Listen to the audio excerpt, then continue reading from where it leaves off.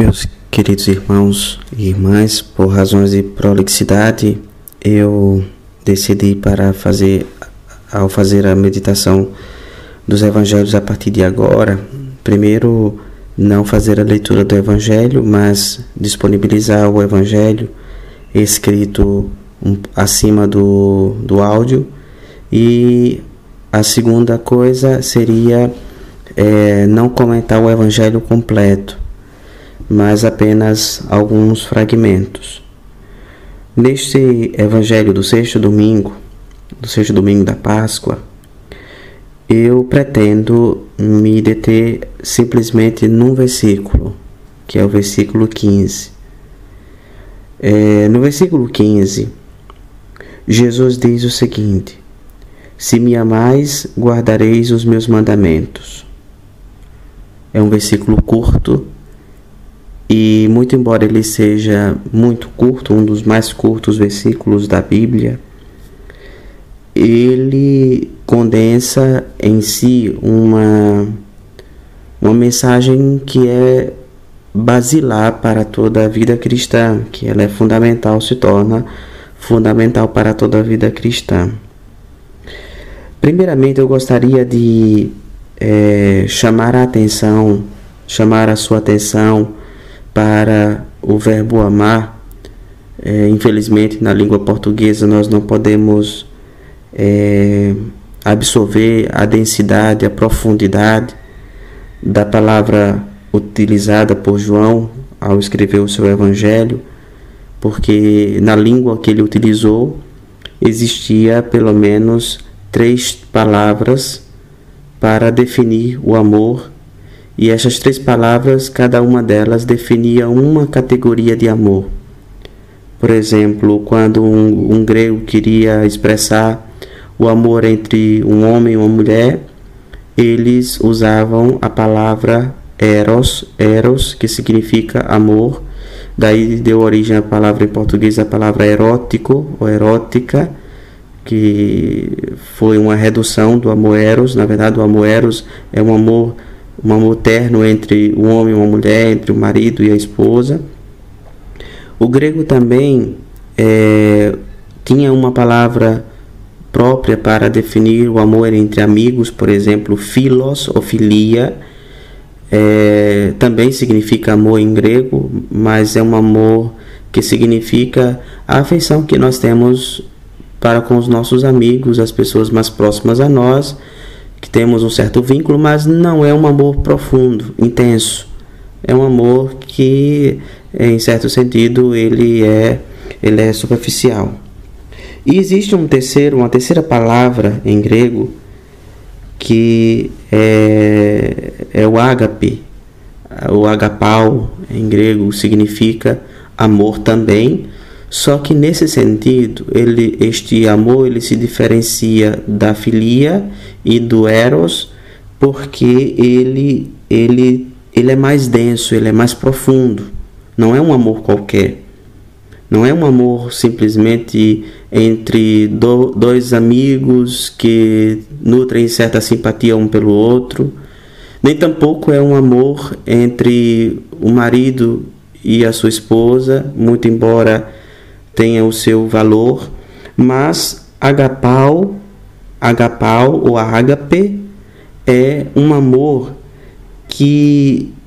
ele comporta uma plenitude, um amor que tem uma intensidade, que tem uma profundidade que não se verifica nos outros amores. E quando João foi escrever o evangelho, quando ele foi escrever o seu evangelho, especialmente no que se referia a estas palavras, João utilizou a palavra agapau, palavra que expressava exatamente este amor em profundidade, este amor mais intenso. Um fato interessante que não pode ser deixado de lado, não pode ser esquecido, é que Jesus ele coloca uma condição, um condicional antes do amor. Se me amais, e aqui eu gostaria que você se recorde sempre, traga sempre na mente que aqui Jesus está usando o verbo agapau, se me amais em profundidade, se me amais na verdade, se me amais intensamente, guardareis os meus mandamentos. Significa dizer que o amor precede o cumprimento legal das prescrições, dos estatutos, das normas de fé religiosas, e de modo que nós podemos medir como que uma espécie de termômetro o nosso amor a Deus, se somos capazes de amar de fato a Deus, verificando qual é o grau de cumprimento de sua vontade. Porque quando nós amamos a Deus de fato, quando realmente nós amamos a Deus, aquilo que é exigido de sua parte não significará simplesmente um conjunto de normas, de prescrições, de exigências das quais nós somos obrigados a praticar, mas os mandamentos, a palavra de Deus, ela se torna uma consequência quase que imediata e natural do amor, como que transbordamento do amor. Hoje nós assistimos um fenômeno,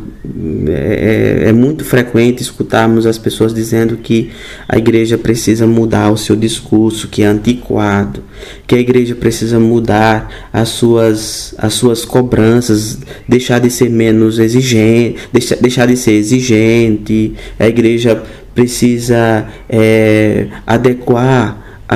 o seu anúncio, o seu evangelho para o homem contemporâneo, para o homem moderno, o homem que vai ao shopping, que vai ao cinema. Não é o mesmo ambiente que era vivido pelos homens que escutaram essas palavras ou que tiveram o primeiro contato com essas palavras de Jesus. Portanto, a igreja precisa se adequar ao mundo. Quando eu escuto argumentações dessa natureza, a única coisa que vem em minha mente, meu coração, é que hoje, na realidade, o mundo sente uma carência de um amor verdadeiro a Deus. Quando nós sentimos a necessidade de mudar o mandamento, quando nós sentimos a necessidade de mudar as prescrições, aquilo que significaria o nosso comprometimento com a causa de Cristo, com a causa do seu reino, para poder estarmos mais ou menos em conformidade com Ele, quando nós sentimos as necessidades, isso significa dizer que nós chegamos a um grau de esfriamento do amor a Deus, a tal ponto que nós não somos mais capazes de mover um dedo sequer, de abdicar a mínima coisa em favor de um amor que deveríamos manifestar ou expor em relação a Deus. Na realidade, é preciso que, antes de mudar as prescrições, antes de mudar a palavra de Deus, antes de adequar a palavra de Deus, eu acho que precisaríamos mudar urgentemente o coração do homem que está carente do amor de Deus. Antes de mudar, de suavizar as exigências do mandamento, em vez de tentar dar conotações diferentes daquelas que foram dadas por Jesus a respeito das exigências, a respeito do comprometimento que um discípulo autêntico de Jesus deve ter com suas palavras. Antes de mudar a sua palavra, deveríamos mudar o coração do homem que não sabe mais amar. E porque não sabe mais amar em profundidade, e porque não sabe amar mais no sentido de ágape, de agapau, de amar intensamente, de amar profundamente a Deus, por não saber mais amar desta forma, o ser humano se vê na postura, na posição, na condição de exigir que os mandamentos sejam adequados à nossa realidade, à nossa condição. Isso é uma pobreza imensa, é uma pobreza muito grande. E eu espero, com fé, com confiança, que a Igreja de Deus seja fiel ao seu princípio, seja fiel à palavra do seu Mestre, que conserve a sã doutrina, que conserve os seus preceitos, para que esses preceitos fiquem invioláveis, sejam conservados invioláveis para aqueles que de fato amam a Deus. Portanto, irmãos e irmãs, neste quase final de Quaresma, vamos pedir a Deus que Ele aqueça nosso coração, que está tão frio de amor a Ele, para que nós possamos, como consequência, realizar sua vontade, cumprir sua vontade, cumprir as exigências do seu reino.